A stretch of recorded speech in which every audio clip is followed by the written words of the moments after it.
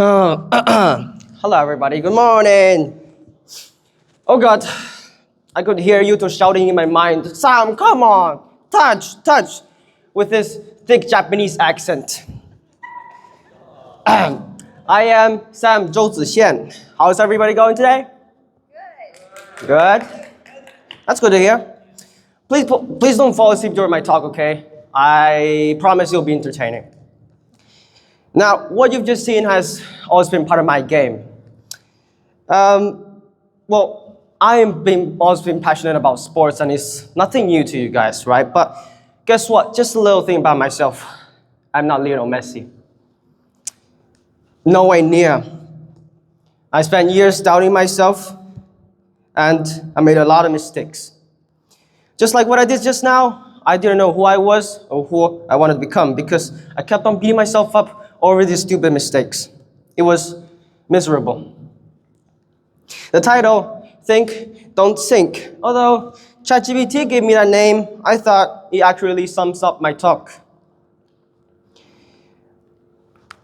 I am a Chinese international student who is curious, innovative, I guess, and full of wild thoughts. Sometimes novel, sometimes strange, and sometimes deeply emotional.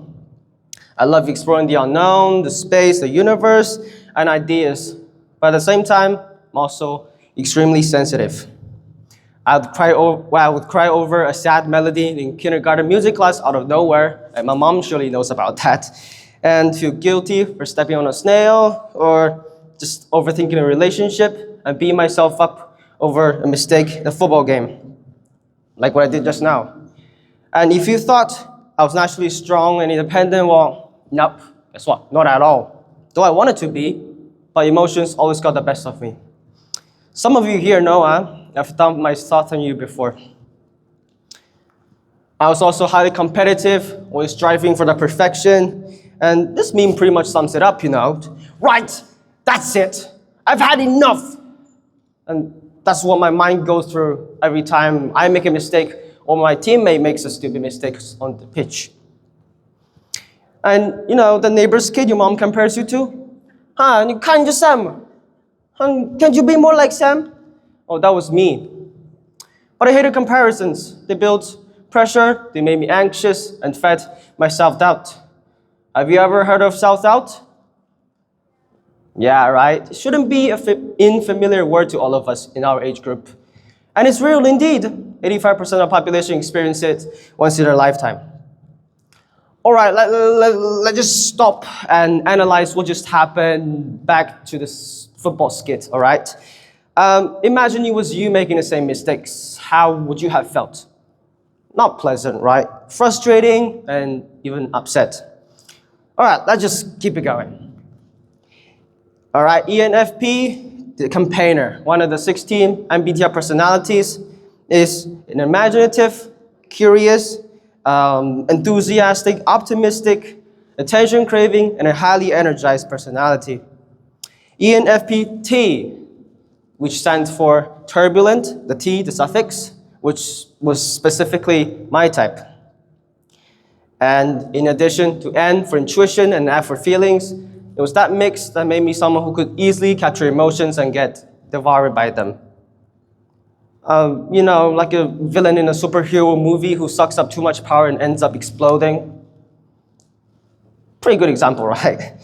All right, thanks to my parents, though, I had a comparatively stable childhood. Well, who has that much to worry about as a 10-year-old anyways?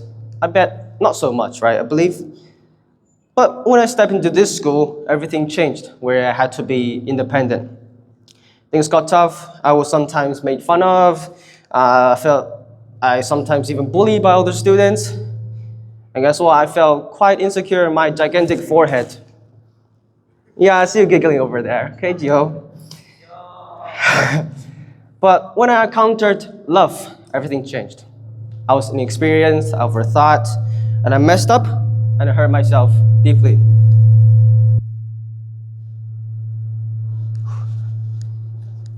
Yeah, it's a part of the game, right? They make mistakes too. And my stress, detachment, and lack of communication led to our downfall. But I don't blame her, neither of us. I'm grateful, indeed. It was that experience and it was a harmful past that really pushed me to grow. It was that pain and experience that made me someone new. Leave alone the wonderful times we spent together. All right, here we go again. Imagine, right? Imagine you guys were me. You met someone you absolutely loved and it was because of your stupidnness that really messed the whole thing up. How would you have felt? Frustrated, right? Not pleasant. All right, I hope nobody falls a single drop of tear during my talk, okay? So it's not that deep. And yeah, this innocent little guy started turning purple, although not the literal purple, okay? I used to be consumed by emotions, easily influenced by other people's opinions over me. But over time, this overthinker shifted into an ENTP, the debater, with an assertive A as the suffix. All right, just keep this feeling F to T thinking shift in mind. So here comes the question, y'all. Is personality fixed or can we change? The famous Austrian neurologist Sigmund Freud, who claims who we are later in our lives, is largely dependent on our childhood experiences. But I don't buy that, okay? I don't buy that. Instead, Austrian psychotherapist Alfred Adler said, "No experience is a cause of success or failure. We do not suffer from the past of our experiences, the shock of our experiences, the so-called trauma. But instead, we make out of them whatever suits our purposes." And that's, you guys, and that's absolutely flipped my mindset. But though now I know that I can actively try to change my personality, what should I be doing instead? I realized being too emotional wasn't sustainable. I stopped overthinking and suppressed unnecessary emotions. And aimed to be strong and assertive and independent, just like my dad.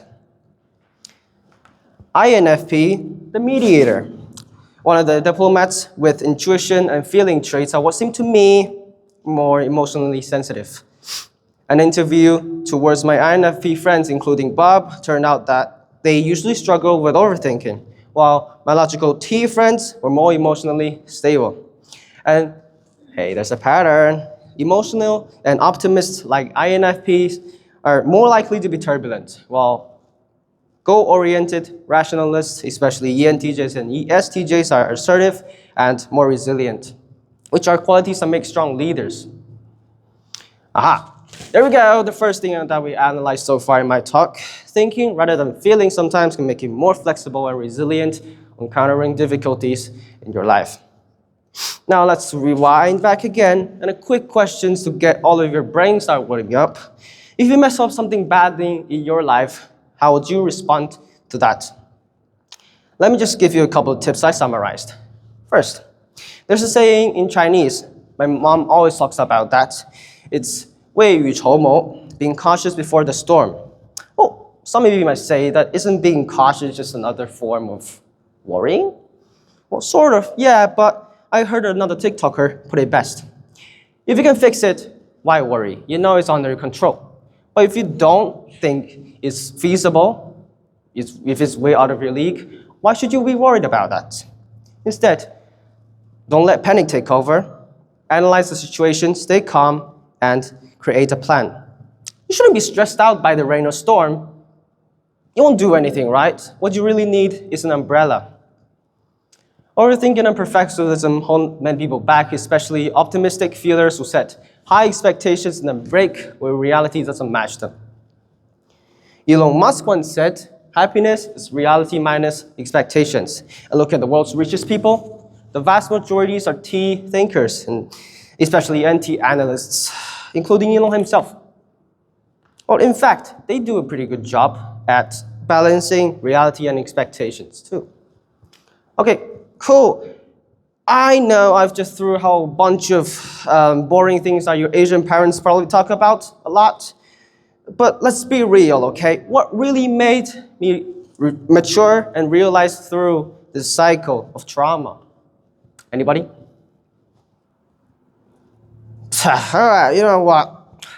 It's the mistakes, surprisingly, the failures. There's a saying, right? Failure is the mother of success. I hope there's a similar version of it in your language and culture, hopefully. But let's compare me now to myself back then. When obstacles hit, my feelings took over. I got nervous. I cried. I complained about this and that. But now just guys, calm down, right, and think about it for a second. Does it actually help to do so?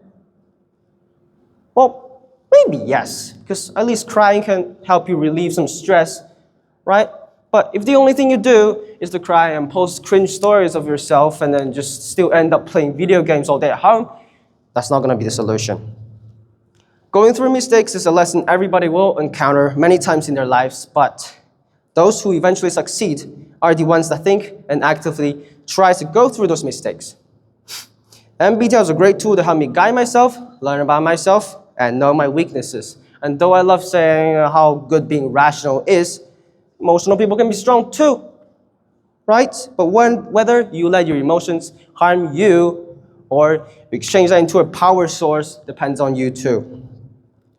Think, don't sink. MBTI doesn't define you, your mistakes don't define you, even your past experiences don't define you, and not even your forehead. And that's when you can turn from being defined to defining yourself once you really start critically thinking. Now, I no longer panic, I'm more confident. Though I'm more pessimistic towards the world, I'm more optimistic towards myself. I thought my way from this vulnerable little kid to this to be a great man. Though I still consider myself to be someone really sensitive, and the emotional self always fight against the rational self. But I learned that they can be harmonizing and supportive towards each other. Slowly, I learned how to process a relationship through arguments with my friends and family. I learned how to keep a cool head when accidents and catastrophes strike. I learned to keep an active mind whenever I get injured and sprain my ankle while footballing. And I learned to think to master multiple aspects of my life. And I'm going to go on until the day I die to explore the endless possibilities that this world holds.